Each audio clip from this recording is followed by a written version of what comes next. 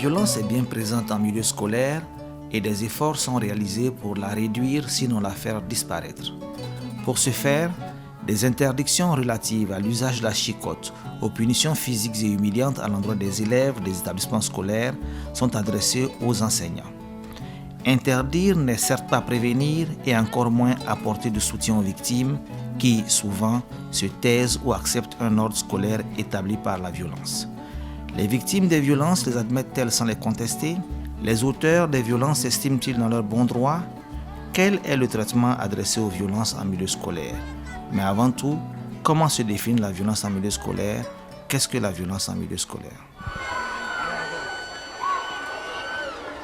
En milieu scolaire, ce qu'on peut appeler comme violence, ce sont toutes les formes d'attitude et de comportement qui ne permettent pas à l'enfant d'être dans des dispositions normales d'apprentissage. En Côte d'Ivoire, une disposition officielle a été prise pour protéger les élèves contre certaines formes de violence.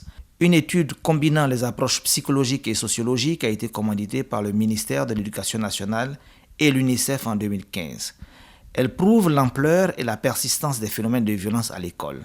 7 élèves sur 10 déclaraient avoir subi à l'école au moins une manifestation de violence, châtiment corporel, violence verbale, viol et violence sexuelle, sans parler des violences répétitives.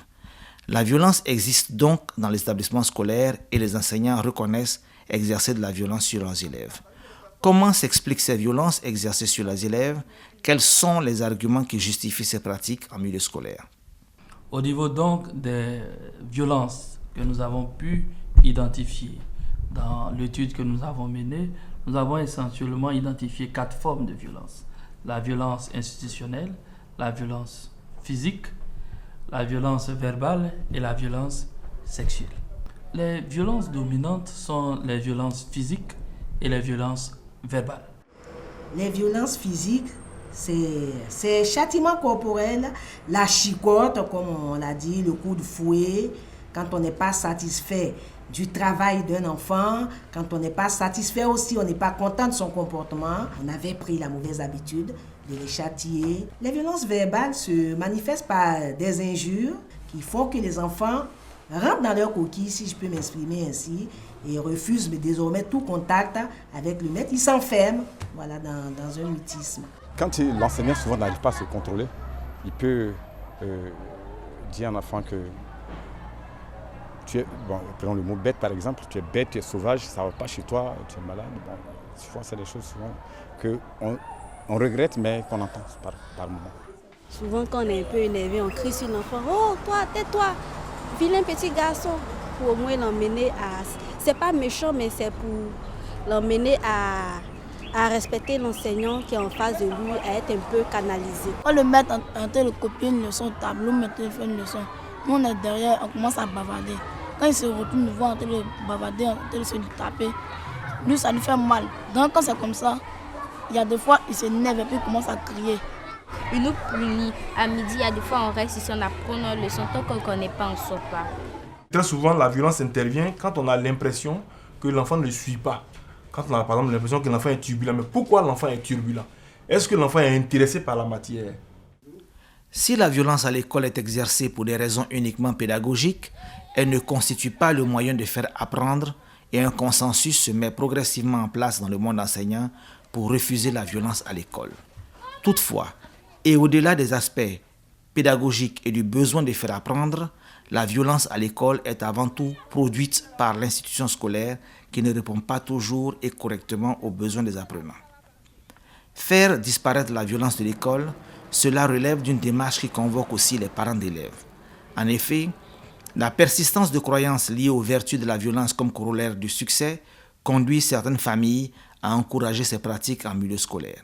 Quand on dit qu'il y a des normes, il faut 50 élèves par classe, et que nous dépassons 50 élèves dans une classe 100, il y a un problème institutionnel qui est posé là. Et travailler dans ces conditions, ça entraîne d'autres violences. C'est possible d'enseigner, d'obtenir de bons résultats sans avoir recours à la chicotte. Il faut pouvoir trouver les mots justes pour expliquer le bien fondé, par exemple, des consignes que vous leur donnez. Que Aujourd'hui, pour le bien-être d'un enfant, il n'a pas besoin d'être violenté. Mais bientôt, bien au contraire, être pris dans de bonnes mains, avec les paroles douces, pour l'amener à comprendre ce que l'intérêt de l'école pour lui demain.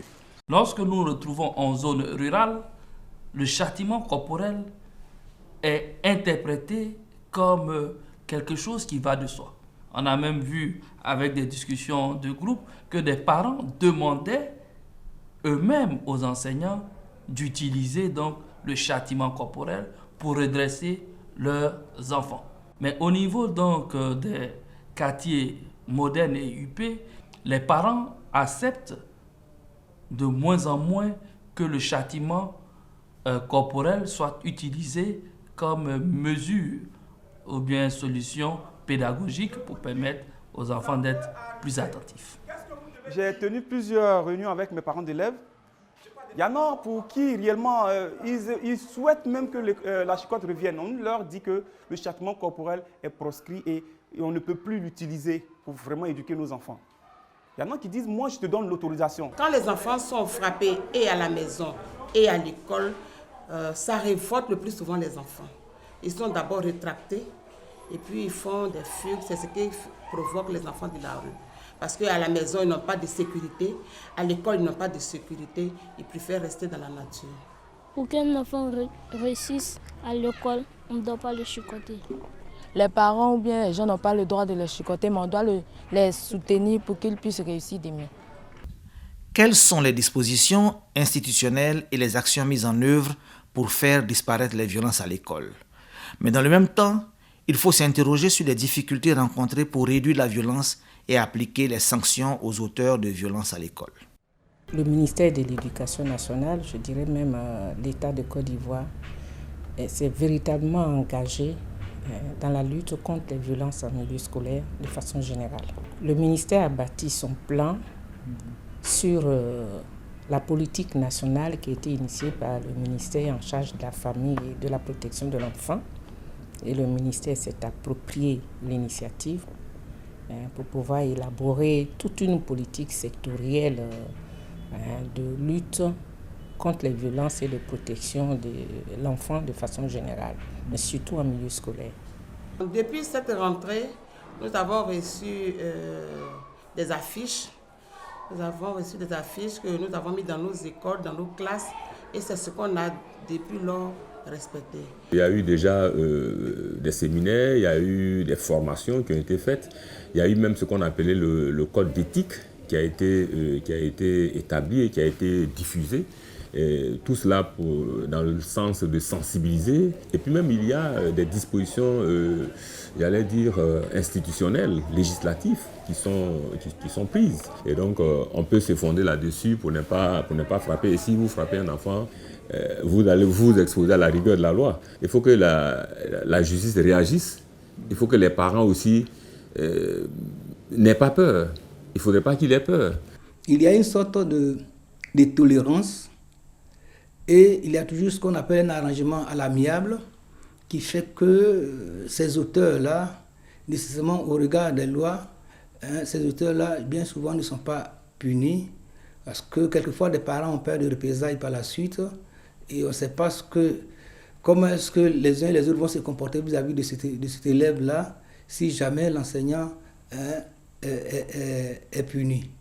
Mais à côté des cas qui sont décrits, on peut aisément imaginer des milliers d'autres cas qui ne nous sont pas signalés, ne serait-ce qu'au niveau des violences physiques ou au niveau des violences sexuelles.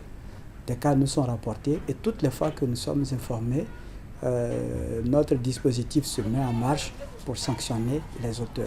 Je ne peux pas accepter qu'un enfant de 10, 5, 4 ans soit touché par une grande personne, un adulte. C'est inadmissible. Et si jamais j'ai vent de cette situation, je serai la première à dénoncer. Le ministère de l'Éducation nationale est attentif à la violence à l'école et contribue à la faire disparaître par l'élaboration de textes et une surveillance des acteurs. Les enseignants, à leur tour, sont sensibilisés à la question et s'engagent contre la violence à l'école dans le but de réaliser l'objectif de la scolarisation obligatoire prévue par la loi 2015-635 du 17 septembre 2015. Le ministère de l'Éducation nationale a pris un arrêté interdisant les violences à l'école, les violences physiques et verbales à l'école, et proposant des solutions alternatives. Nous sommes allés jusqu'à proposer un code de conduite de manière à ce que tout le personnel adulte au sein du système éducatif se conforme à un minimum de pratiques de conduite pour éviter les violences à l'école. Et donc, la différente réglementation et les différentes projections que nous faisons, notamment sur le concept d'école amie des enfants, visent à faire en sorte que les violences soient interdites absolument, totalement, dans l'enceinte des concessions scolaires. Pour réaliser le thème de l'année qui est Ensemble pour la scolarisation obligatoire et l'école de qualité, il faut bannir la chicotte à l'école pour intéresser les enfants à venir à l'école. La violence exercée sur un enfant pour lui faire acquérir des savoirs demeure la meilleure façon de l'éloigner de l'école et des apprentissages. Alors même qu'éduquer un enfant, c'est lui proposer surtout des aptitudes pour vivre avec les autres et développer sa citoyenneté. Aujourd'hui, l'enseignement doit entrer dans une ère nouvelle avec la vision d'une éducation sans violence pour la formation des citoyens de demain.